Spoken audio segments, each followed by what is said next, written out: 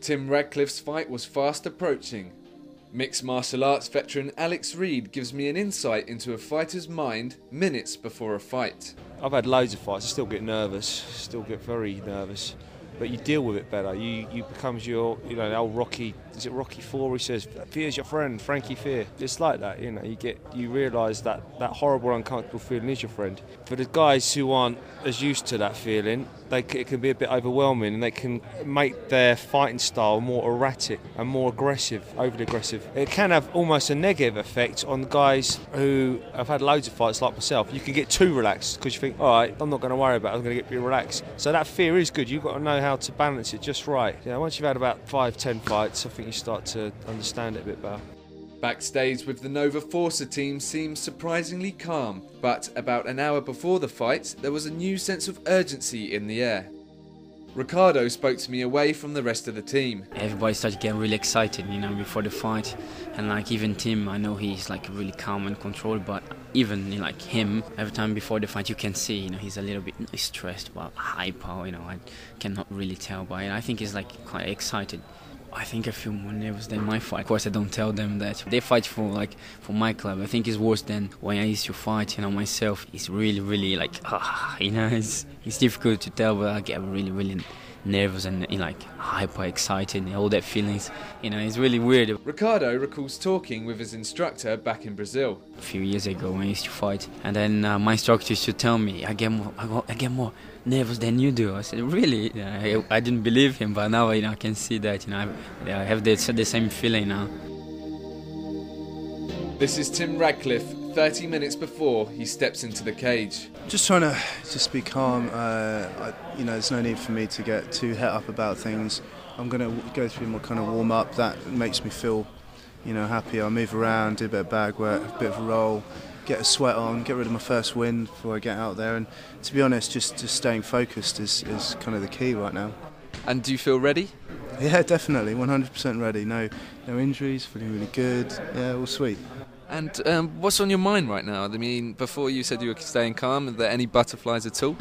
Yeah. I mean, I'll be honest. Obviously, I'm excited. A little bit. You get the butterflies beforehand. But I've been here before. I know it's just part and parcel of the game. This is kind of why you do it, because you enjoy that kind of buzz that you get from it. So.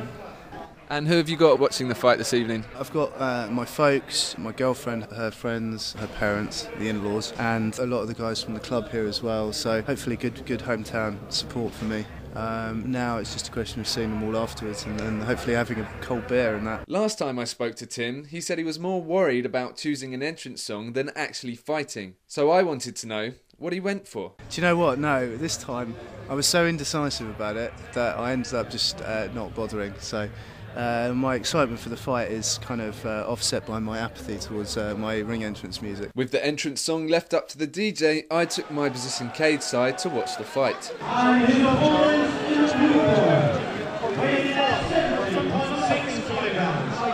He has an unbeaten record of 4 wins with no losses. He trained out of Nova Forca in England. Please welcome Tim Radcliffe!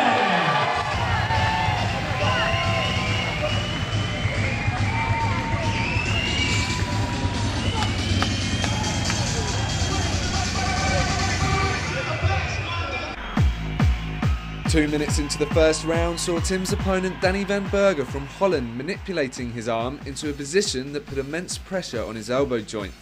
Seconds later, Tim was forced to submit, or tap out as it's known, to prevent his arm from being broken. I could sense the disappointment from the Nova Forca team, who felt Tim was the better fighter. I joined Tim backstage. He had his head in his hands with a towel over his shoulders and wasn't in the mood to talk. My journey into the world of cage fighting was coming to an end. I felt excitement, respect and shock, but mostly the sense of family within the Nova Forca team and the tight-knit community that is mixed martial arts. Where is cage fighting going? I'll leave you with these thoughts. I don't really like to use the same words, but like Dave O'Donnell for the cage raid, he says it's the sport of the future, and I think it is. I hope it progresses, which I think it will do, because it's getting bigger. A lot of people getting more involved in the sport. We put in a lot more time and a lot more effort into training than footballers, so we should really be getting paid the same kind of money, if not more. They still need to figure out a way where they can make more money in this sport so everyone can get paid properly. It's just growing and growing and growing. I mean, it's becoming mainstream now. I mean, you see how fast it's coming on. I hate to say it, but as Dave O'Donnell's, it's a sport of the future. It's not a sport of the future, it's a sport now. Everyone who's been involved in it, it's quite a close-knit community, as you know. We all think MMA's here. It's happening, and we're like on the tail end of it or something.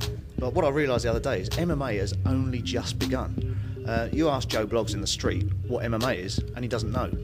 As it becomes more understood and it gets more accepted as a sport that is done by athletes rather than a kind of weird blood sport, it loses that image a little bit, and I think it will through understanding and can only go upwards.